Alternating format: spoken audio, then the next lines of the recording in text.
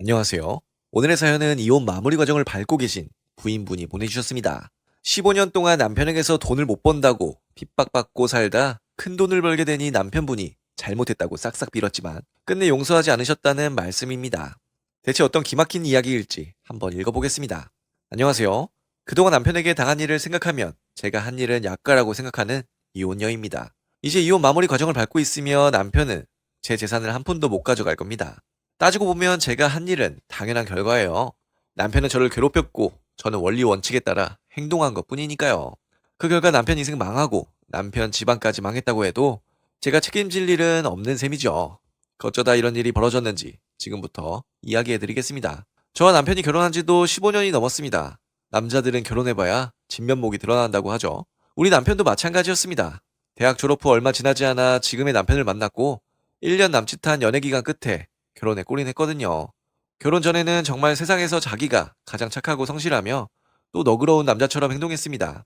드라마에서나 나올 것 같은 손에 물 묻히지 않고 살게 해줄게 라는 말도 들었죠.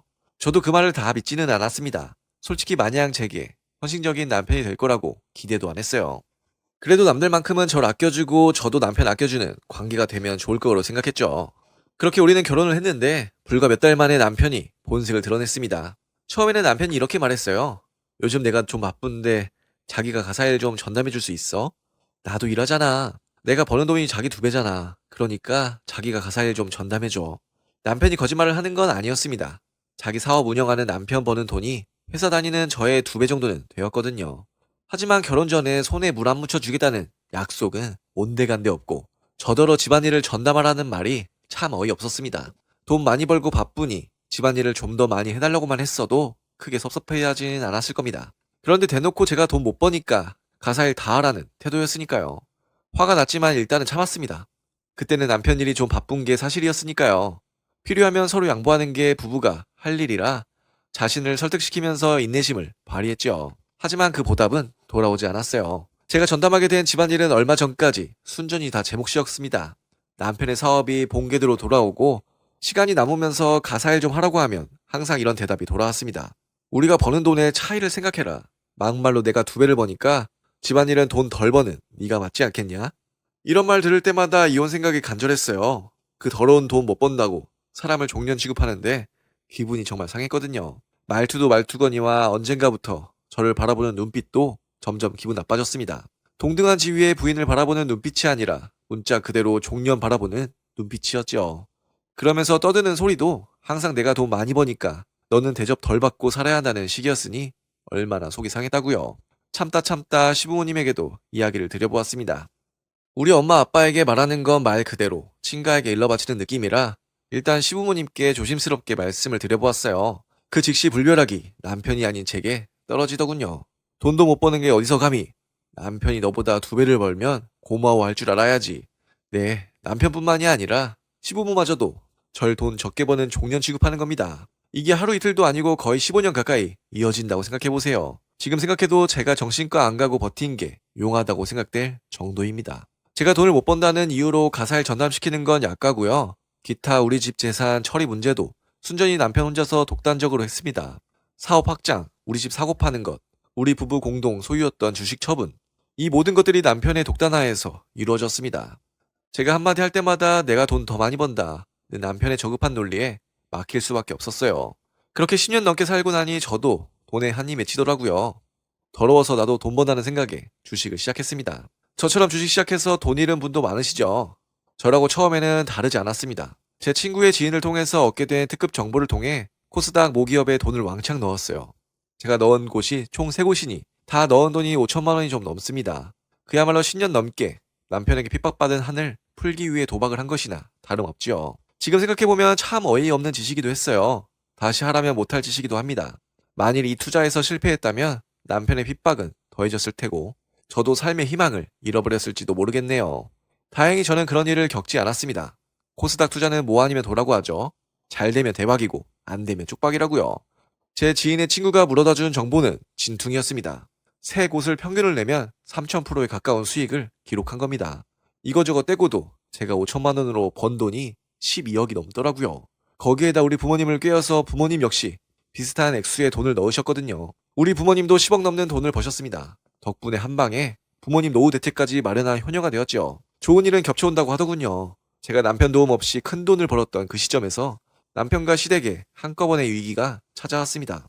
남편 사업은 브로커에게 잘못 걸려서 말 그대로 한 방에 망할 판이었고요. 남편 사업에 투자했던 시댁 역시 함께 망할 판이었습니다. 둘이 합쳐 빚이 10억이 넘어서 다 같이 개인 파산해서 몇 년 신용 불량자나 다름없는 삶을 보내던가 아니면 정말 다 같이 손잡고 배째라 할 수밖에 없었죠. 그때 저는 제가 주식 투자해서 번 돈을 공개했습니다. 주식 처분해서 번 12억이 넘는 돈을 보고 남편 눈이 돌아가더군요. 자기야, 정말 잘했어. 뭘 잘해? 덕분에 나도 살고 우리 부모님도 살겠어. 이 돈 나 좀 빌려주라. 까는 소리 하고 있네. 뭐라고? 내가 내 돈을 왜 너한테 빌려줄 거라고 생각해? 그냥 큰 돈 벌었다고 가르쳐준 것 뿐이야. 개털된 자기한테는 이제 아무 볼 일이 없어. 이혼해. 제 말을 듣던 남편이 눈이 돌아가서 욕을 퍼붓더군요. 다 큰 남자가 욕설을 퍼붓는 모습이 무섭게 보일 수도 있었겠지만 저는 그저 개 한 마리가 짖는다고 생각했어요. 남편이 다른 건 몰라도 사람 때리지는 못한다는 걸 잘 알았거든요. 그날도 마찬가지였습니다. 저에게 온갖 욕을 하면서도 손찌검은 못하더군요. 온갖 욕을 다 들어주고 마지막에 제가 한마디 했죠. 거지 새끼가 말 참 험하게 하네. 아무튼 우리 이혼하고 내 재산은 10원도 못 주니까 자기는 시부모님이랑 손잡고 밀항을 하든가 한강 가든가 마음대로 해. 그리고 저는 집을 나와 바로 이혼 재판을 준비했습니다. 남편이 15년 동안 제게 퍼부은 폭언과 문자들, 그리고 무엇보다 15년간 진행했던 경제적인 고립 증거들이 고스란히 남아있었거든요. 변호사가 이건 100% 이혼 사유가 되고 또 저 개인적으로 벌어들인 돈은 남편에게 10원도 안 줘도 된답니다. 빚 역시 순전히 남편이 경제권을 휘두르면서 만든 것이라 제게는 책임이 없는 형태로 분할이 될 것이라고 했어요. 남편도 자기 나름대로 알아보고 상황이 자기에게 불리하게 돌아간다는 사실을 깨달은 모양입니다. 재판 준비하면서 남편 태도가 급변했어요.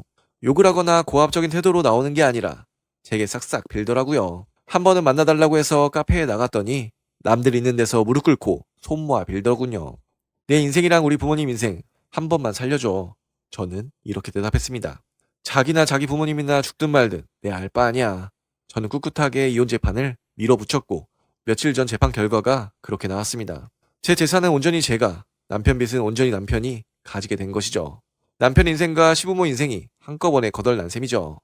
지금 생각해도 남편이나 시부모나 조금도 동정이 가지 않아요. 제게 잘해준 사람이 망해야 동정이 가죠. 절 핍박한 인간들이 망하게 되었으니 춤이라도 추고 싶어요. 몇 번 돈 빌려줄 듯 하면서 안 빌려주니 그것들 속 뒤집히는 모습도 꿀잼이었고요. 이렇게 저는 그동안 받은 핍박을 어느 정도 돌려주었고 이혼의 마무리 과정을 밟고 있습니다. 이혼 재판도 항소할 수 있다지만 남편은 항소도 안 할 모양이에요. 들어보니 남편 쪽에는 항소 비용도 없다더군요. 저야 남편 항소하면 당연히 지금 쓰고 있는 빵빵한 변호사 그대로 갈 거고 그럼 남편이 이길 확률은 0%이니까요. 덕분에 이혼은 이대로 마무리될 것 같습니다. 이제 더러운 남편과 시댁, 또 남편에게 핍박받은 시간을 날려버리고 부모님과 새 삶을 꾸려보려 합니다. 제 이야기는 여기까지입니다. 네, 오늘의 사연은 여기까지입니다. 오랫동안 남편과 시댁에 받은 핍박을 제대로 갚아주셨다는 말씀이셨습니다. 마지막까지 이혼 과정 잘 밟으시고 새 삶을 찾으시기를 바랍니다. 그럼 저는 다음 사연으로 돌아올 테니 구독과 좋아요, 알람 설정 부탁드려요.